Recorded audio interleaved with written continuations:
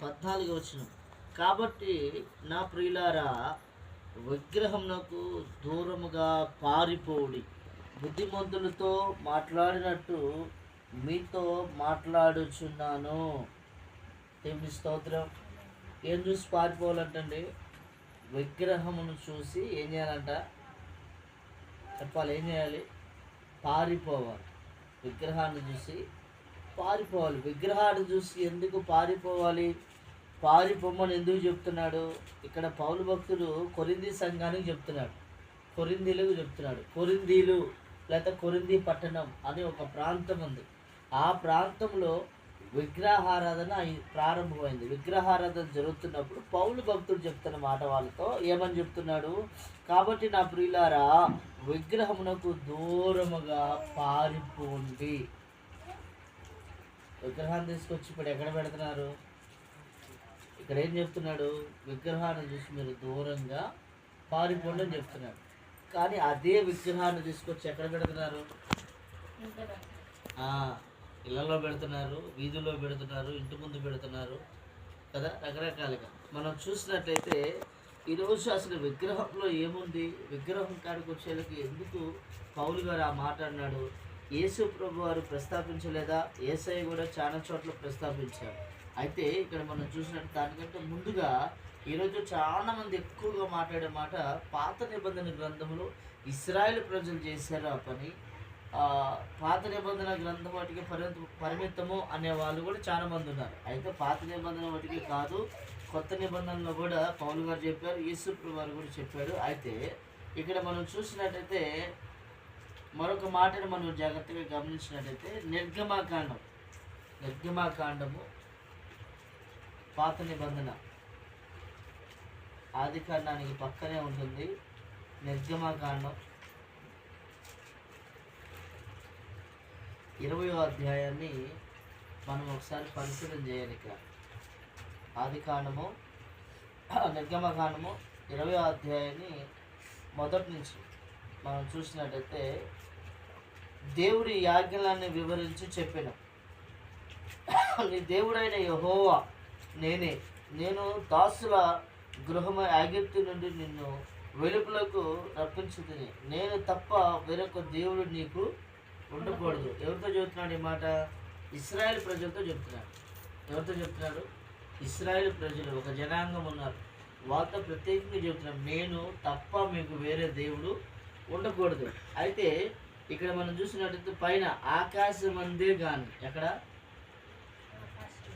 పైన ఆకాశమందే కానీ. పైన ఆకాశమందు దేవుడు ఉన్నాడా? రూపం ఉందా? చెప్పాలి. పైన ఆకాశమందే కానీ, క్రింద భూమి అందే కానీ, భూమి కింద నీళ్ళ అందే కానీ దేని రూపమైనను మీరు ఏ విగ్రహమైనను నీవు చేసుకొనకూడదు. 3 చోట్ల చెప్పాడు. ఎక్కడ? 1 ఆకాశంలో, 2 ఎక్కడ చెప్పాడు? భూమిలో, 3 ఏడ చెప్పాడు? భూమి కిందన్న చెప్పాలి నీటిలో. ఎక్కడ? ఆకాశంలో, భూమిలో, భూమి కింద ఉన్న నీటిలో ఏ రూపమైనను నువ్వు చేసుకోకూడదని చెప్పాడు. కానీ మరి ఈరోజు రకరకాలమైన రూపాలు చేసి మనుషుల చేత చేయబడిన వారు దేవుడు ఎలా అవుతారు? ఒకసారి క్వశ్చన్ చేసుకోరా మీరు? ఒకసారి ఆలోచన చేయండి. మనిషి చేస్తే, ఇప్పుడు ఈ వస్తువు ఉంది, ఈ వస్తువు నేను తయారు చేశాను అనుకోండి, ఇది ఎవరు తయారు చేశారంటే పలానా తిమోతి తయారు చేశాడు అంటారు. అవునా? ఇప్పుడు మీరు చూసారా, ఈ వినాయక చవితికి ముందుగా వెల్కమ్ బోర్డు ఉంది కదా, రాయపాడు అంటే వెల్కమ్ బోర్డు, అక్కడ చేస్తారు ఇవన్నీ కూడా. ఇప్పుడు దేవుడు అనబడుతున్న వాళ్ళు, ఇప్పుడు ఎవరైతే పూజించబడుతున్నారో వాళ్ళందరినీ కూడా అక్కడ తయారు చేస్తూ ఉంటారు. ఎవరో చెప్పాలి, ఎవరు తయారు చేస్తారు? క్లియర్గా కనపడుతుంది. ఎలాగా అజ్ఞానం, ఎంత అజ్ఞానం!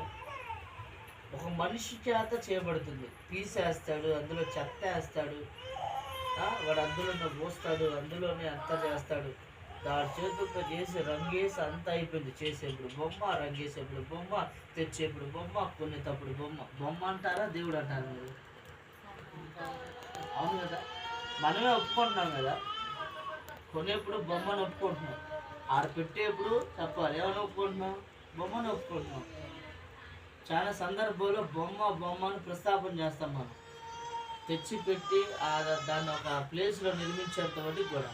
తెల్లారికే దేవుడు అయిపోయాడా? ఎలా ఇది? ఎంత అజ్ఞానం! అయితే ఇక్కడ ఏమంటున్నాడు, ఆకాశం అందు కానీ భూమి అందు కానీ భూమి కింద ఉన్న నీటి అందు కానీ ఏ రూపాన్ని చేసుకోకూడదు. మరి ఈరోజు చర్చిల్లో చాలా మంది ఇదే క్వశ్చన్, చాలా మంది చర్చిల్లో సిలువ పెడుతున్నారు, చాలా మంది చర్చిల్లో ఏసై బొమ్మ పెడుతున్నారు, చాలా మంది చర్చిల్లో బేరీమాత బొమ్మ పెడుతున్నారు. వాస్తవానికి బైబిల్లో ఏ రూపం చేసుకోకూడదని వాక్యంలో ఉంది, అయినా పెట్టారంటే వాళ్ళు వాక్యాన్ని మీరినట్టే.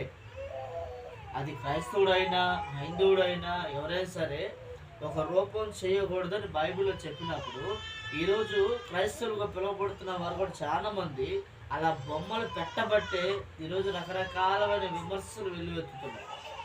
మీరు చూసారు ఇక్కడ, దీన్ని ఏమంటారు, కనపర్తి చర్చి.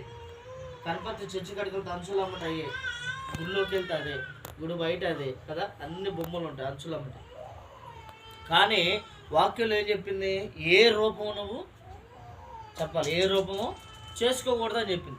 ఏ రూపము నువ్వు చేయకూడదని చెప్పిందంటే దాని అర్థం ఏంటి, ఏ రూపము నువ్వు చేయకూడదు. కానీ ఏ రూపం చేయకూడదని వాక్యంలో ఉంటే, ఇప్పుడు వాళ్ళు రూపాన్ని చేసి పెట్టారు అంటే దాని అర్థం ఏంటి, వాక్యాన్ని వాళ్ళు కూడా మీరినట్టే. కానీ అక్కడికే జనం ఎక్కువ పోతారు. అర్థమవుతుందా? వాక్యం ఎక్కడైతే మీరబడుతుందో, వాక్యం ఎక్కడైతే తీసేయబడుతుందో అక్కడికి కుప్పలుగా జనం తరలి వెళ్తున్నారు అక్కడికే. దేనికయ్యా అంటే వాళ్ళు నిజంగా దేవుడి కోసం వెళ్ళట్లేదు, టైంపాస్కి వెళ్ళే వాళ్ళు, ఇక రకరకాలమైన కోణాల్లో వెళ్ళేవాళ్ళు చాలా మంది ఉన్నారు, అది వేరే విషయం. దేవుని స్తోత్రం. అయితే దేవుని వాక్యం చెబుతుంది, ఏ రూపమో చేసుకోకూడదు, యేసు ప్రభువారికి తప్ప మరి నువ్వు ఎవరికి కూడా సాగిలపడకూడదు. సాగిలపడ్డాము అంటే రేపు దాన్ని బట్టి కూడా తీర్పు, దాన్ని బట్టి కూడా శిక్ష, దాన్ని బట్టి కూడా మనం అనుభవించాల్సినవి చాలా ఉంటాయి. ఈరోజు చాలామంది యేసు ప్రభువారిని సొంత రక్షకుడిగా అంగీకరించిన తర్వాత ఇక రెండో దాని జోలు వెళ్ళటానికి వీల్లేదు. నువ్వు అంగీకరించక ముందు అది నీ ఇష్టం, ఎందుకంటే క్వశ్చన్ చేయటానికి లేదు. నువ్వు విగ్రహారాధన వైపు వెళ్తావో యేసయ్య వైపు వస్తావో అది నీ ఇష్టం. అయితే యేసు ప్రభువారిని కనుక సొంత రక్షకుడిగా అంగీకరిస్తే విగ్రహారాధన జోలు వెళ్ళటానికి వీలు లేదు, స్పష్టంగా చెప్పాడు. అందుకే ఇశ్రాయేలు ప్రజలను చెప్పాడు, బానిసత్వం నుంచి నేను మిమ్మల్ని విడిపిస్తాను, ఆ బాధ నుంచి మిమ్మల్ని విడిపిస్తాను, ఆ నిట్టూర్పు నుంచి విడిపిస్తాను, ఆ శ్రమ నుండి మిమ్మల్ని విడిపిస్తాను, ఆ బాధ నుండి మిమ్మల్ని విడిపిస్తాను. కానీ మీరు నాకు తప్ప మరి ఇంకెవరికి మీరు సాగిలపడకూడదు, నన్ను తప్ప మీరు ఎవరిని ఆరాధించకూడదు. దేవుడు ఒక షరతు పెట్టాడు, వాళ్ళకి ఒక నిబంధన పెట్టాడు, ఒక కట్టుబాటు పెట్టాడు. వాళ్ళు ఏం చేశారు తెలుసా, ఆ కట్టుబాట్లన్నీ మీరారు. చూద్దాం నిర్గమాకాండం, అదే నిర్గమాకాండం 32వ అధ్యాయం, నిర్గమాకాండం 32వ అధ్యాయం. ఇక్కడ మనం చూసినట్టయితే మోషే కొండ దిగకుండా తడువు చేయుట ప్రజలు చూచినప్పుడు ఆ ప్రజలు అహరోను వద్దకు కూడి వచ్చి, లెమ్ము, మా ముందర నడుచుటకు ఒక దేవతను మా కొరకు చేయము, ఐగుప్తు నుండి మమ్మను రప్పించిన మోషే అనువాడు ఏమైనా మాకు తెలియదు.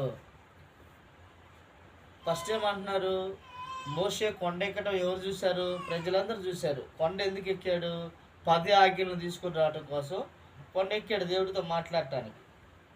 కొండ ఎక్కేటప్పుడు ఆయన దేవుడి కాడికి వెళ్ళేటప్పుడు ఎవరు చూశారు, వీళ్ళందరూ చూశారు, ప్రజలందరూ చూశారు. కానీ ఇక్కడ ఏమంటున్నాడు, ఐగుప్తు నుంచి నడిపించిన మోషే అనేవాడు ఏమైనా మాకు తెలియదు కనుక మా ముందర నడవటానికి చెప్పాలి. ఏం చేయాలంట, ఒక దేవతని చెయ్యాలి. ఎవరి కాడికి వచ్చారు వాళ్ళు, అహరోను కాడికి వచ్చారు. అహరోను మనం చూసినట్లయితే అక్కడ అహరోను చెబుతున్నాడు, లేచి మీ భార్యలకున్న బంగారం, మీకున్న బంగారం, మీ పిల్లలకున్న బంగారం మొత్తం తీసుకొని వచ్చి నాకు అప్పచెప్పండి, పొగరుతో నేను ఒక దూడని తయారు చేస్తాను. దూడ తయారు చేయకపోతే అహరోను కొట్టేవాళ్ళు, అహరోను చంపేసేవాళ్ళు.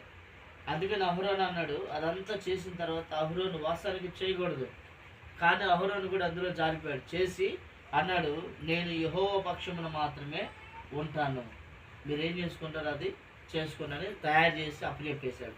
తయారు చేసి అప్పచెప్పేసిన తర్వాత వాళ్ళందరూ ఏం చేశారు తెలుసా? మనం అలాగే చదువుకుంటూ వస్తే చక్కగా అక్కడ కొన్ని విషయాలు రాయబడ్డాయి. మనం చూస్తే 2వ వచనం, అందుకు అహరోను మీ భార్యలకును మీకును మీ కుమారుడు మీ కుమార్తెలను బంగారమును పొగరును తీసి నా యొద్దకు తేండని వారితో చెప్పగా, ఆ ప్రజలందరూ వారు తమ చెవులను బంగారము పోగులను తీసి అహరోను వద్దకు తెచ్చిరి. అతడు వారి వారి వద్ద వాటిని తీసుకొని పొగరుతో ఒక రూపమును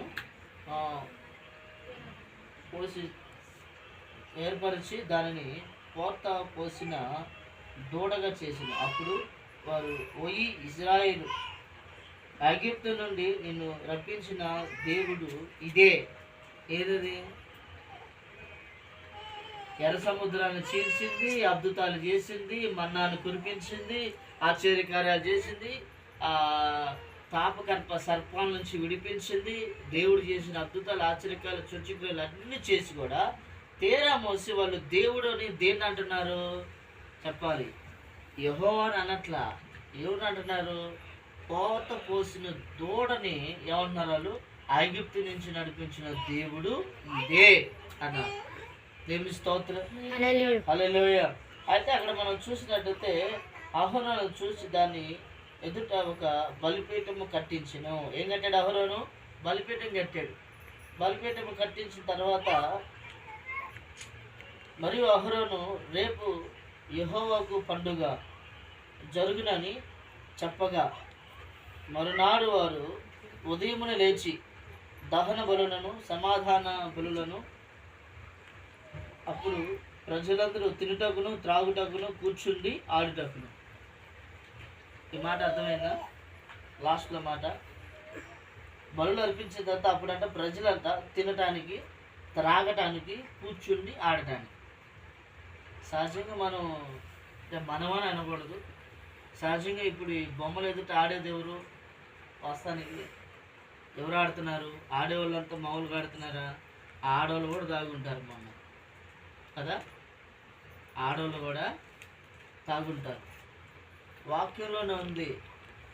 వాళ్ళ ఆ బొమ్మ ముందంట, ఆ విగ్రహం ముందు వాళ్ళు ఏం చేశారంట చూడండి. ఇక్కడ మనం చూసినట్టు బలులు అర్పిస్తూ సమాధాన బలులు అర్పిస్తూ అప్పుడు వారు ప్రజలు తినుటకును తాగుటకును కూర్చుండి ఆడుటకును. వాళ్ళు వాళ్ళ ఒళ్ళు మర్చిపోయారు, వాళ్ళ స్థితిని మర్చిపోయారు, వాళ్ళున్న పరిగిన మర్చిపోయారు, వాళ్ళున్న స్థానాన్ని మర్చిపోయారు, వాళ్ళు దేవుడిని మర్చిపోయారు, దేవుడి ఆజ్ఞ మర్చిపోయారు. విడిగా ఇశ్రాయేలు ప్రజలందరూ తాగి, ఆడోళ్ళు మగోళ్ళు మొత్తం తాగి అసభ్యకరంగా మొత్తం చేయాల్సిన పనులన్నీ ఆ విగ్రహం ముందు జరిగిస్తున్నారు.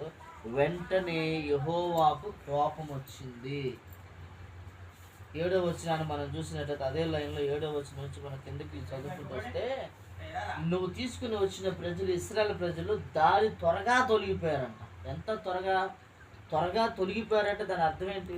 ఎంత త్వరగా తొలగిపోయారు దావా, వాళ్ళు వచ్చిన మార్గం, వాళ్ళున్న పరిశుద్ధత మొత్తం కంప్లీట్గా తొలగిపోయారు. కంప్లీట్గా తొలగిపోయి వారు హేయమైన పని చేస్తూ భయంకరంగా దేవుడి నామానికి మరి మహిమ తీసుకురావాల్సిన వాళ్ళు దేవుడి నామానికి దుఃఖాన్ని తీసుకొచ్చారు.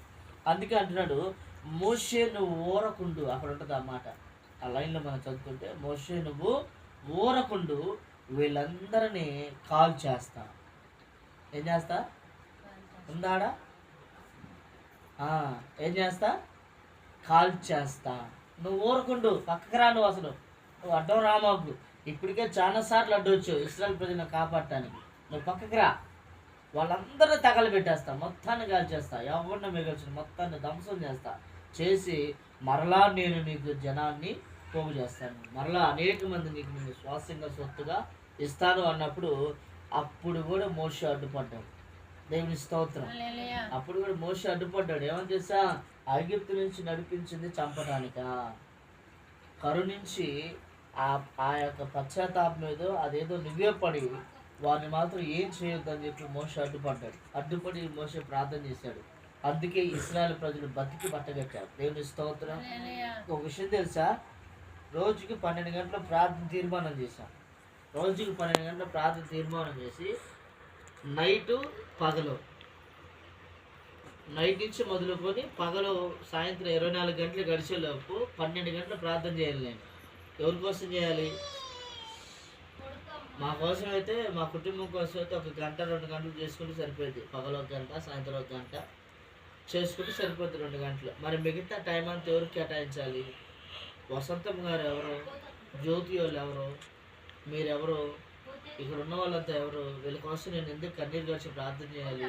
వారిని రక్షించండి, కాపాడండి, ప్రతి సమస్య నుంచి విడిపించండి, విగ్రహారాధన నుంచి విడిపించండి, వారు అన్ని విషయాల్లో దీవించండి, వారు వెళ్తున్న మార్గంతో క్షేమాన్ని అనుగ్రహించండి. నేనెందుకు ప్రార్థన చేయాలి? ఇక్కడేమో నేనేమో ఉపవాసాలు ఉండి తీర్మానాలు పెట్టుకొని గంట తరబడి నిద్ర లేకుండా, నిద్ర సరిపోకుండా నైట్ అంతా ప్రార్థనలో ఉండి ప్రార్థన చేయటం మీ క్షేమం కోసం మేమైతే ప్రార్థన చేస్తాం.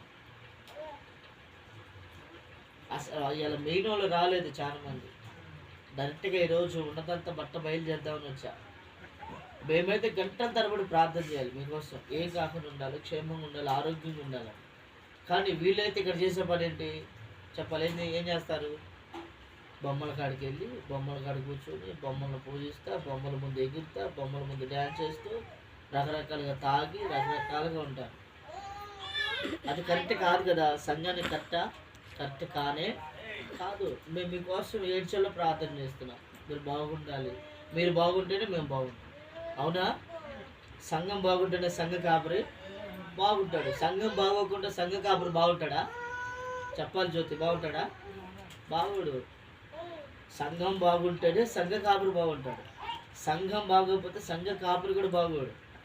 కాబట్టి నా ఒక్కడ ప్రార్థన ఆటోమేటిక్గా నేను పడుతున్న నైట్ ఆ తెప్పలో నేను చేసే ప్రార్థన, నిద్ర లేకుండా మాకు వచ్చే ఇబ్బంది, ఇదంతా కూడా దేవుడు చూస్తున్నాడు. ఇదంతా మీకు శిక్షగా మారిద్ది. చెప్పినంతసేపు ఒకటికి చదువుతాం. మేము కూడా ప్రార్థన చేసి ప్రభుకి అప్పచెప్పేస్తాం. ప్రభుకి అప్పచెప్పిన తర్వాత దేని కింద పెడతాడో కూడా తెలియదు, దేని కింద మలుస్తాడో తెలియదు, దేని కిందకి తీసుకెళ్ళి సాతానికి అప్పచెప్పేస్తాడు ఎవరికి తెలీదు. గుర్తుపెట్టుకోండి, చెప్పినప్పుడు వినాలి. వినకపోతే ఏమైతే వినకపోతే ఖచ్చితంగా శ్రమలు వస్తాయి, ఇబ్బందులు వస్తాయి, కష్టాలు వస్తాయి. సాతానికి అప్పచెప్తాడు. దేవుడు కూడా చూసినంతసేపు చూస్తాడు, మందలించినంతసేపు దేవుడు మందలిస్తాడు. వినలేదనుకోండి, తీసుకెళ్ళి సాతాను చేతిలో పెడతాడు. వాడేమైనా ఊరుకుంటాడా? ఎంత ఒటికి నిన్ను జల్లించాలో, ఎంత ఒటికి నిన్ను హింస పెట్టాలో, ఎంత ఒటికి నిన్ను ఇబ్బంది పెట్టాలో, ఎంత ఒటికి నిన్ను కొంగ చేయాలో అంత ఒటికి వాడు పరిపూర్ణంగా కొంగ చేస్తాడు. కొంగ చేసేంత ఒటికి నిన్ను వదిలిపెట్టడు, నీ కుటుంబాన్ని వదిలిపెట్టడు. చాలామంది చెప్పట్లా, మేము ఎన్నో సంవత్సరాల నుంచి దేవుడి కాడికి వస్తున్నాం. ఎన్నో సంవత్సరాల నుంచి వస్తున్నాం, ప్రయోజనం ఏంటి? ఇశ్రాయేల్ అన్నోళ్ళు ఎప్పటి నుంచి వస్తున్నారు? సపోజ్ మనం అనుకుందాం, ఎప్పటి నుంచి వస్తున్నారు ఇశ్రాయేల్ అన్నోళ్ళు? ఎప్పటి నుంచో ఉన్నారు. నేను ఈ పరిచయం స్టార్ట్ చేసిన కాడ నుంచి వాళ్ళు పరిచయం.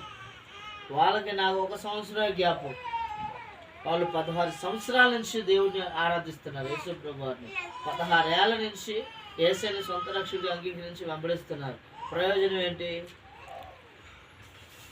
అర్థమవుతుందమ్మా? ప్రయోజనం ఉంటుందా? ఏమైపోతుంది?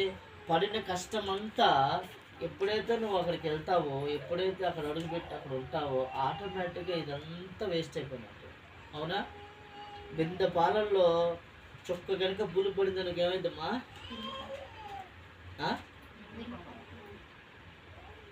అంటే అప్పుడు దాకా కాపాడినంత ఏమైంది? ఏముండదు, ఇంకా కంప్లీట్గా పూర్తిగా పక్కకి తొలగిపోతుంది. అందుకని ఇశ్రాయేలు ప్రజల విషయంలో దేవుడు బాధపడి చెప్పాడు, బాధపడకుండా చెప్పాడు. మీరు ఒక మాట నేను చూపిస్తాను, మనం ఒకసారి జాగ్రత్తగా ఈ విషయాన్ని కనుగొనాలి. యెషయా గ్రంథం తీసారా? యెషయా గ్రంథం 1వ అధ్యాయము 2వ వచనాన్ని ఒకసారి మనం ఈ మాట చూసినట్టయితే, ఇక్కడ యెషయా గ్రంథము 1వ అధ్యాయం 2వ వచనం, యెహోవా మాట్లాడుచున్నాడు, ఆకాశము ఆలకించుము, భూమి సెవియొగ్గుము. నేను పిల్లలను పెంచి గొప్పవారిగా చేసి తిని కానీ వారు నా మీద తిరుగుబడి ఉన్నారు. ఎద్దు తన కామాన్ని ఎరిగినట్టు, గాడిద తన సొంత దొడ్డుని తెలుసుకున్నట్లు ఇశ్రాయేలుకు తెలివి లేదు. ఏమి లేదంట? ఇశ్రాయేలుకు చెప్పాలి. ఇశ్రాయేల్ ప్రజలకు ఏం లేదంట, తెలియలేదంట. ఎవరి మీద తిరగబడుతున్నారు? ఇప్పుడు మనం విగ్రహారాధన చేస్తామనుకోండి, ఎవరి మీద తిరగబడినట్టు? ఎవరి మీద తిరగబడినట్టు? యేసు ప్రభు వారి మీద తిరగబడ్డట్టే. విగ్రహానికి ఎప్పుడైతే మనం ప్రాధాన్యత ఇస్తామో ఖచ్చితంగా మనం యేసు ప్రభు వారికి ఎదురు తిరిగినట్లే. అందుకని వాక్యంలో స్పష్టంగా రాయబడింది. ఆకాశంతో చెప్తున్నాడంట, ఏమని? ఆకాశం ఆలకించు ఒకసారి, భూమి చెవియొగ్గు అన్నాడంట. ఆకాశానికి భూమి చెవులు ఉన్నాయమ్మా? మరి ఎందుకు చెబుతున్నాడు? ఆకాశం ఆలకించంటే అర్థం ఏంటి? వినమనే కదా ఆలకించమంటే. భూమి చెవియొగ్గు అంటే విను, నేను కూడా నీకు చెబుతున్నాను. భూమికి చెబుతున్నాడు, ఆకాశానికి చెబుతున్నాడంట. ఇశ్రాయేలు ప్రజలను పెంచి పెద్ద చేసి గొప్పవారుగా చేశాడంట. కానీ ఏమైంది? చివరికి ప్రయోజనం లేదు. ఎంత పెంచి ఎంత గొప్పవారు చేసినా ఆటోమేటిక్గా చూడండి, పిల్లల్ని పెంచి గొప్పవారుగా చేస్తాం, పిల్లల్ని పెంచి ఉన్నతమైన వారుగా చేస్తాం. చివరికి ఏమైపోతారు వాళ్ళు? ఖచ్చితమైన మార్గంలో ఉంచామనుకో, ఖచ్చితమైన మార్గంలో ఉంటాం. ఖచ్చితమైన మార్గంలో ఉంచకుండా ఎలా పడితే అలా పెంచామనుకో, చెప్పాలి, నువ్వు ఎలా అయితే పెంచావో పిల్లలు అలాగే అవుతారు. యేసు ప్రభువు ఎలా పడితే అలా పెంచలే ఇశ్రాయేలు ప్రజలను.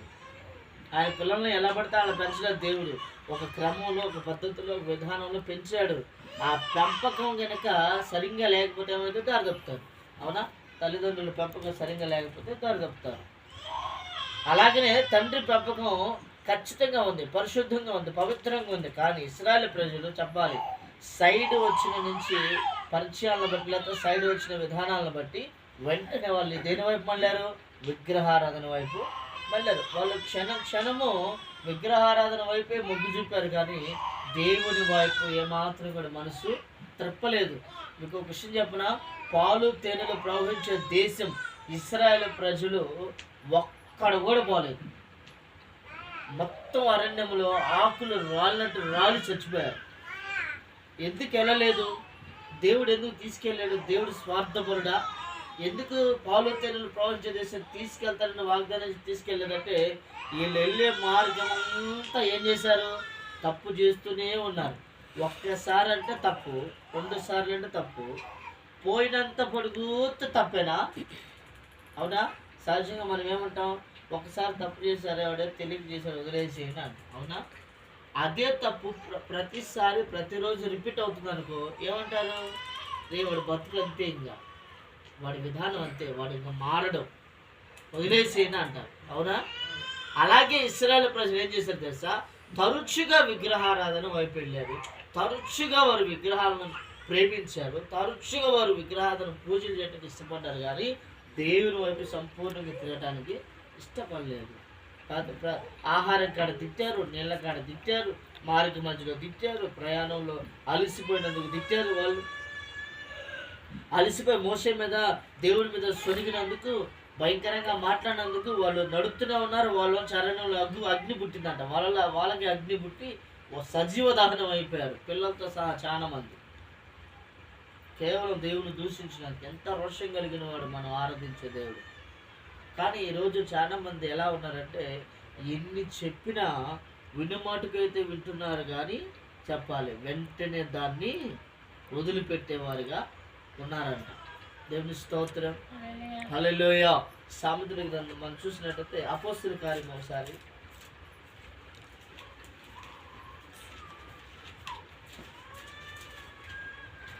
అపోస్తలుల కార్యం 28వ అధ్యాయం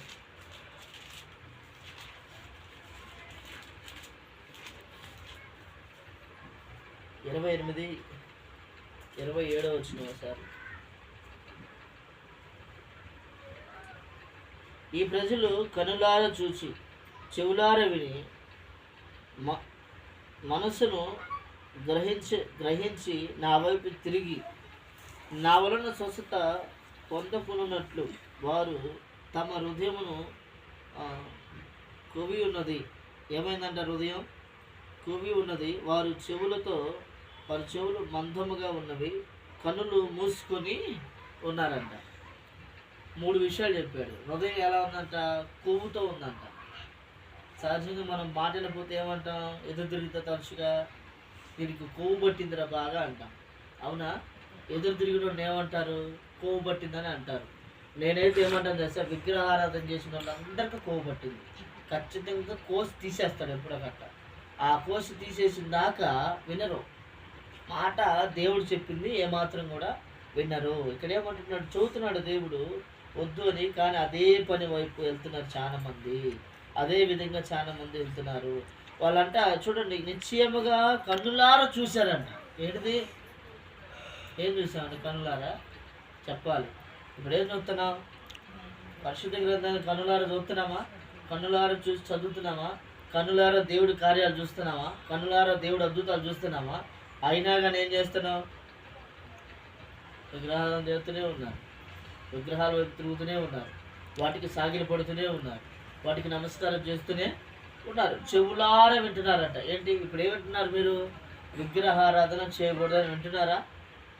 వింటున్నప్పుడు విని, ఇక్కడ విన్నంత మటుకు విని బయటికి వెళ్ళిన తర్వాత మళ్ళీ విగ్రహానికి కాడికి వెళ్తే ఏమంటారు? వాళ్ళ చెవులు ఏమైపోయినాయి అంట? చెప్పండి, ఏమైపోయినాయి అంట?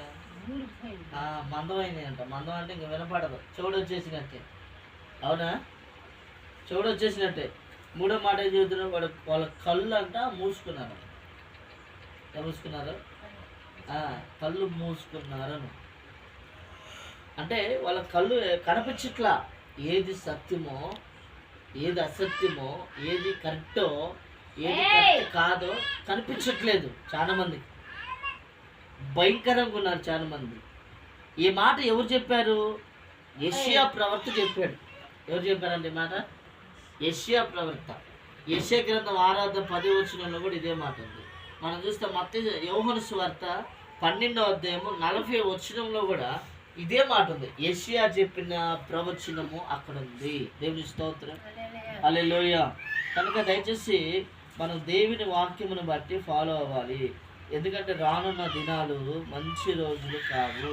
దేవుని స్తోత్రం, హల్లెలూయా. మనం చూసినట్టయితే ఇక్కడ మరొక మాటని మనం గమనిద్దాం.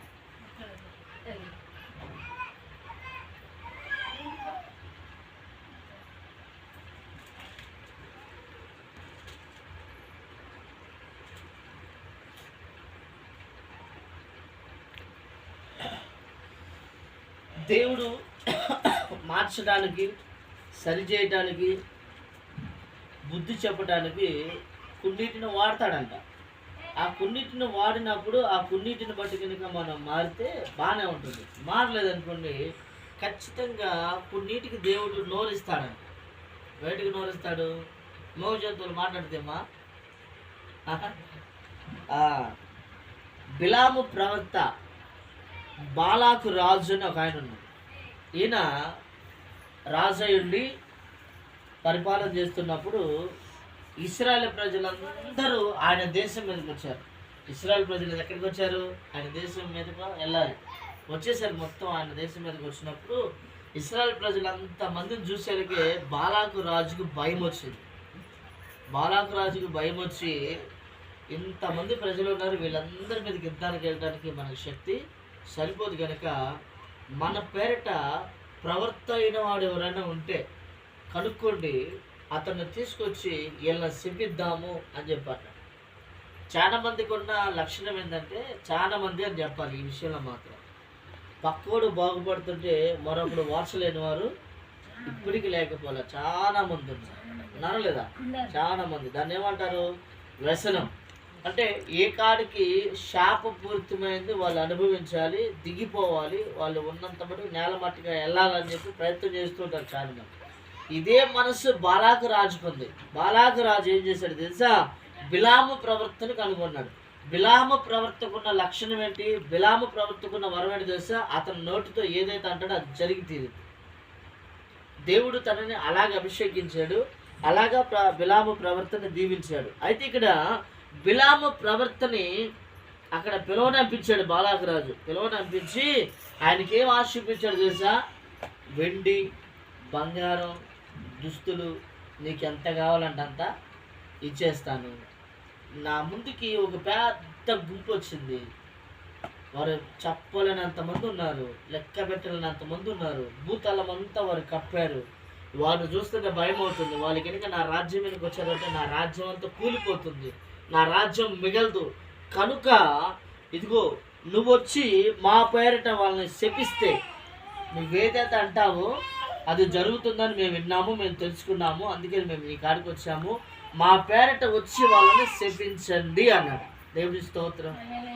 మా పేరిట వచ్చి వాళ్ళని శపించమన్నప్పుడు బాలాకు రాజు ఒక 5-6 పంపించాడు ఆయన కాడికి. పంపించినప్పుడు బిలాము ప్రవర్త అన్నాడు, మీరు ఈ నైట్ నా కాడే ఉండండి, ఇక్కడే బస్ చేయండి, నేను యెహోవాతో మాట్లాడి మనం ఉదయాన్నే దేవుడు పొమ్మంటే ఉదయాన్నే బయలుదేరదామన్నాడు. వాళ్ళని ఆ నైట్ వచ్చిన వాళ్ళని ఆయన కాడే ఉంచుకున్నాడు. ప్రార్థన చేశాడు. ప్రార్థన చేస్తున్నప్పుడు దేవుడు అన్నాడు, వాళ్ళతో నువ్వు పోకూడదు అని చెప్పాడు. ఏం చెప్పాడు? వాళ్ళతో నువ్వు పోకూడదు అని చెప్పాడు. వాళ్ళతో నువ్వు పోకూడదు అని చెప్పినప్పుడు మళ్ళీ ప్రార్థన చేసి అడగచ్చా? ఒకసారి చెప్పాడు కదా పోకూడదని. పోకూడదు అని చెప్పినప్పుడు మళ్ళీ ప్రార్థన చేసి అడిగితే ఏమంటారు? మనమైతే ఏమంటాం? అజ్ఞానము అంటాం. అవునా? చెప్పింది చేయొద్దు అన్నాడు కాబట్టి చేయకూడదు, ఇంకంతే. అయితే అక్కడ చేయొద్దన్న పని మళ్ళీ 12వ వచనం, అదే 22వ అధ్యాయము 12వ వచనం చూస్తే మళ్ళా కొంతమంది రాజులు వెళ్ళారు. మళ్ళీ కొంతమంది రాజులు వెళ్ళినప్పుడు సంఖ్యాకాండము 22వ అధ్యాయము 6వ వచనం నుండి మనం చూస్తే ఈ మ్యాటర్ అంతా కనబడుతుంది. అదే సంఖ్యాకాండం 22:12లో కూడా మళ్ళీ కొంతమంది రాజులు వెళ్ళినప్పుడు మళ్ళీ అంటున్నాడు బిలాము, ఈ నైట్ మీరు ఇక్కడే ఉండండి, నేను దేవుణ్ణి అడుగుతాను అన్నాడు. ఆల్రెడీ ఒకసారి చెప్పాడుగా, మళ్ళీ అడిగేది ఏంటి? మనం కూడా ఏం చేస్తాం తెలుసా? దేవుడు వద్దన్నాడు అనుకో, అయ్యా ఒకసారి ఆలోచించాయా, కావాలయ్యా, నీకు వద్దురా, అది రావటం వల్ల నువ్వు శపించబడతావు, అది రావటం వల్ల నీకు ఇబ్బంది జరిగింది, అది రావటం వల్ల నువ్వు శోధన గురవుతావు, వద్దు అన్నప్పుడు ఏం చేయాలి? వినాలా లేదా? వద్దు అన్నప్పుడు వినాలి. వినకుండా మళ్ళీ ప్రార్థన చేశాడు. దేవుడు అన్నాడు, సరే పో అన్నాడు.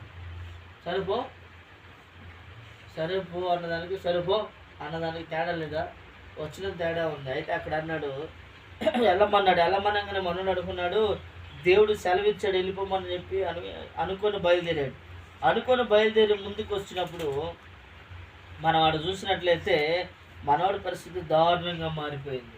గాడిదని తీసుకున్నాడు, అందరిని తీసుకున్నాడు, వాళ్ళతో పాటు ఈయన కూడా గాడెత్తి బయలుదేరాడు. వాళ్ళందరూ దాటిపోయిన తర్వాత ఒక ద్రాక్ష తోట వచ్చింది. ద్రాక్ష తోట వచ్చినప్పుడు ఎటు తొలగ సందు ఉండదు అక్కడ. ఆ పోతే ముందుకు పోవాలి లేదా ఎడికి రావాలి, 2 కారణాలు అక్కడ. అటువంటి మార్గంలోకి గాడిద ప్రవేశించింది. ప్రవేశించగానే ఖడ్గం పట్టుకొని యెహోవా దూత బిలాముని చంపటానికి రెడీగా ఉంది. బిలాము ఎవరు?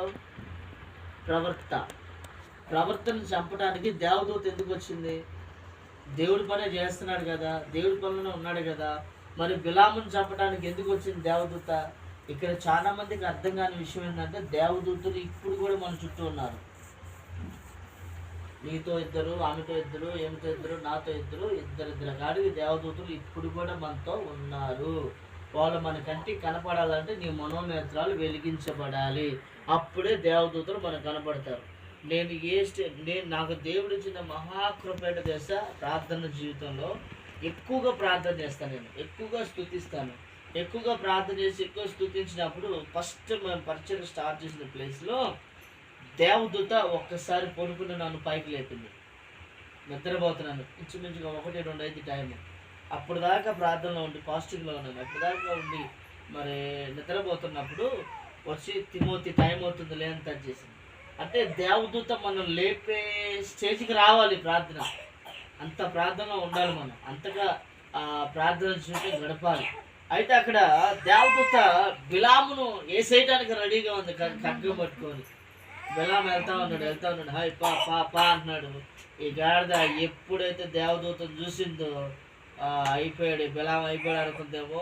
వెంటనే గాడిద ఏం చేసింది తెలుసా? ఎనికి ఇరుచుకుంటుంది, అంతా ఎనికి వస్తుంది. ముందుకు పోమంటే ఎనికి వస్తావేదని చెప్పి గాడిదని కర్ర తీసుకొని ఒకసారి కొట్టాడు. మళ్ళీ అయినా ఎనికి వస్తుంది, ముందుకెళ్ళట్లా. ముందుకెళ్తే ఏమైంది? తల తెగి కింద పడిపోతుంది. అయితే భయపడుతుంది గాడిద. మళ్ళీ 2వ కొట్టాడు, మళ్ళీ 3వ కొట్టాడు. 3వ కొట్టిన తర్వాత గాడిద ఆవంతునే ఆ వనానికి వేసి మనోడిని గోడకేసి ఒత్తి కింద సతికలు పడిపోయింది, అంత కదలకుండా. అప్పుడు దేవుడు ఏం చేశాడు తెలుసా, గాడిదకు నోరిచ్చాడు. ఏమిచ్చాడు? గాడిద మాట్లాడిద్దా? మాట్లాడదు. గాడిదకు నోరిచ్చాడు. గాడిద అంటుంది, నా యజమానుడా, నేను నీకు దాసీగా వచ్చిన కానుంచి ఏ రోజైనా నేను నీకు ఎదురు తిరిగానా? ఏ రోజైనా నువ్వు ఎంత దూరం తీసుకెళ్తే అంత దూరం వచ్చాను, ఇప్పుడు నేను రాను అని చెప్పి ఎదురు తిరగలేదు. ఇప్పుడు నేను ఎదురు తిరుగుతున్నానంటే కారణం ఏంటో తెలుసా? నా ముందు యెహోవా దూత ప్రత్యక్షమై ఉంది. నేను గనుక 4 అడుగులు ముందుకేసానంటే నీ తల తెగి అందరూ కింద ఉంటుంది, చచ్చిపోతారు నాయన అని చెప్పింది. సస్తావు నేను ముందుకెళ్తే అని చెప్పింది. చెప్పగానే వెంటనే అప్పుడు అయ్యగారు కళ్ళు తెరబడి యెహోవా దూతను చూసి వెంటనే అక్కడ దిగి అక్కడే సాగిపోయి, నేను పాపం చేశాను, నేను తప్పు చేశాను, నన్ను క్షమించమని దేవుని అడగడం మొదలుపెట్టాడు.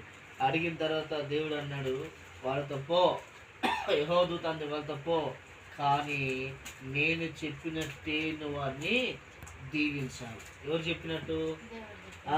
నేను చెప్పినట్టే నువ్వు వారి ఇశ్రాయేలు ప్రజల్ని దీవించాలి, నువ్వు వారిని శపించకూడదు అని స్పష్టంగా దేవదూత మనోడికి ఆజ్ఞాపించింది. బలులన్నీ అర్పించారు. ఇక చేతులు ఎత్తి వాళ్ళు ఏమనుకుంటున్నారంటే బలులు అర్పించి అంతా అయిపోయిన తర్వాత చేతులు ఎత్తుకుంటే ఇంక ఇశ్రాయేలు ప్రజల్ని శపించడానికి మనోడు చేయెత్తాడు అనుకుంటున్నారు అప్పుడు దాకా. ఆ తర్వాత చూడు, ఇక్కడ రాయబడింది సంఖ్యాకాండం మనం చూసినట్టయితే 23వ అధ్యాయం, సంఖ్యాకాండం 23వ అధ్యాయము